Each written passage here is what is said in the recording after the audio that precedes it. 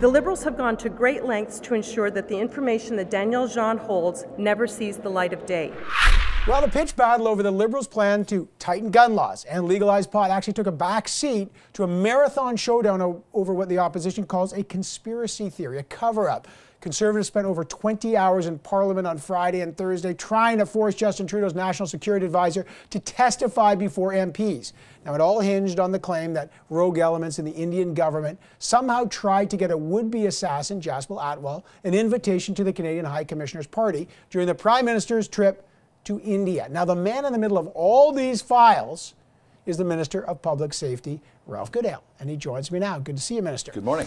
All right, let me just start with that marathon session that you sleeplessly had to go through along with everybody else.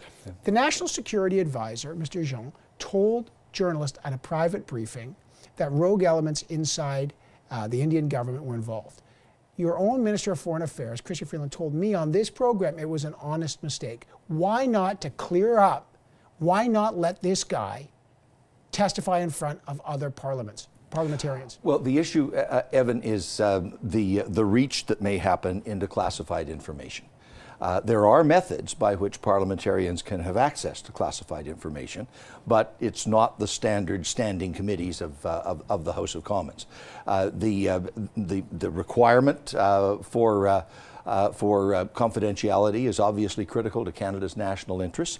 The offers have been made, as you've seen in the media, to provide classified briefings to the people within the Conservative Party or the other. But if he can brief journalists, this is what I don't understand. If he can brief journalists, why can't he brief? This is a democratic moment. This is an allegation that a foreign government tried to embarrass the Prime Minister. It's a big allegation. If it was an honest mistake, as your Foreign Affairs Minister said, admit it, get it over with. But it can't be both an honest mistake and a conspiracy.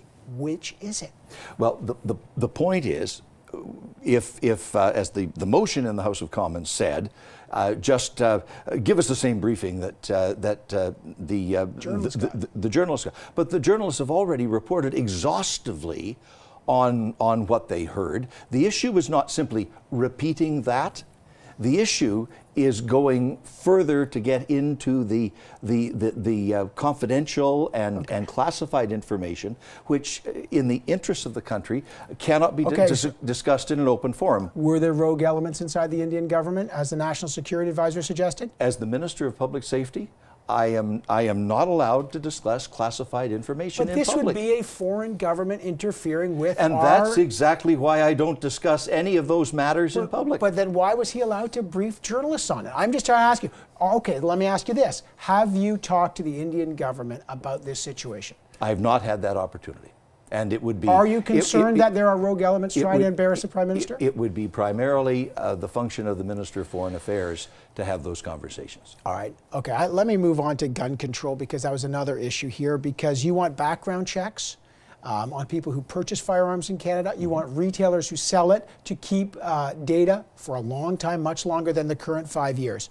I've spoken to a number of police chiefs who have said, this is nice to have some more gun control. This will do nothing, they say, or almost nothing, to reduce gun crime. Why not? Well, the Canadian Association of Chiefs of Police have in fact said exactly the opposite, that this will be very important to them in the investigations when they're looking for guns that are involved in crime or crimes that involve guns. Having the tools that are now in this legislation will in fact help them combat crime. So you think we'll see a reduction in gun crime? Because that is the goal and the objective of all of this. And we've seen in the last 4 to 5 years an uptick and a very significant increase in the incidence of gun violence. The overall incidence is up about 30%. Homicides are up 2/3. Domestic violence is up by about 1/3. Break and enters, where they're stealing handguns for the illicit market, that's up 56%. But this won't help that. I mean, this is the problem. Yes, it's true. It's nice to have more information if you're a chief. But gun crimes and handgun crimes the criminals are not purchasing these guns legally. So what difference will all this make? Well, the verification of licenses, the deeper background checks to make sure that people who have a record of violence or perhaps mental health issues related to violence, that's detected in advance. Having the commercial records not accessible to government. Government can't get those records, but the police can with the appropriate authorization and warrants. That will help them trace gun crimes or guns that are involved in crimes. It will help them detect straw purchases where people are perhaps purchasing a significant number of weapons perfectly legally and then distribute them illegally. All of this will help the police, as the Canadian Association of Chiefs of Police have said. If you believe that there's this big uptick, and if you believe that this would help, your government once believed in the efficacy of the long gun registry.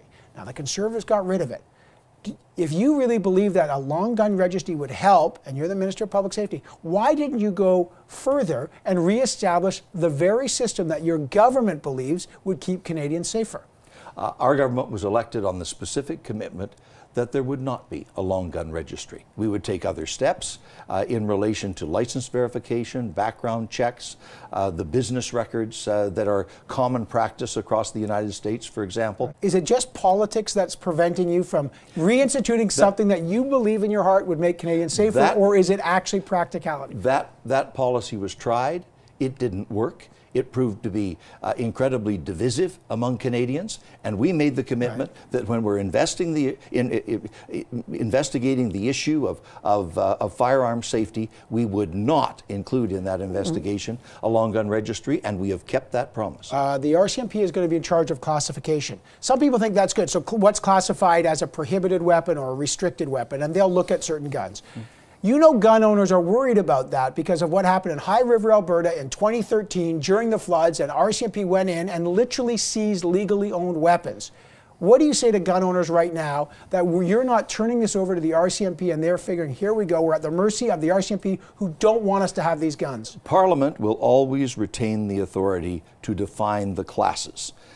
Whether a particular gun is restricted or non-restricted or prohibited. That is laid out in the criminal code. Parliament controls the definition. On the advice of the RCMP, though? Parliament makes the decision of what falls within what class. And then you have the technical decisions about the actual assignment of the definition. But the definition itself will be controlled by Parliament. Last question. We've got Dick Fadden, the former head of CSIS Canada Spy Agency, coming up right after you on the program.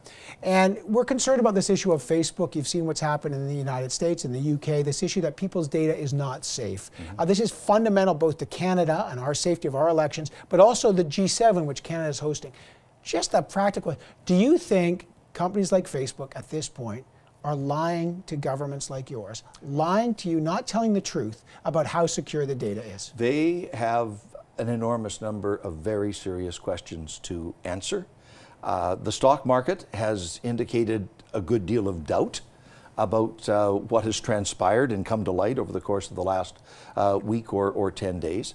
Ministers at the G7 and ministers in the Five Eyes. The G7 group meets in the spring. The Five Eyes allies will meet in the fall in Australia. They will have some very pointed questions.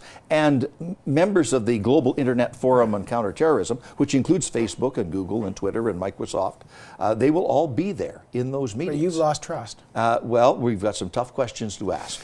I got to leave it there. Ralph Goodale, I always appreciate talking to you, sir. Thank you so much. Good to talk to you.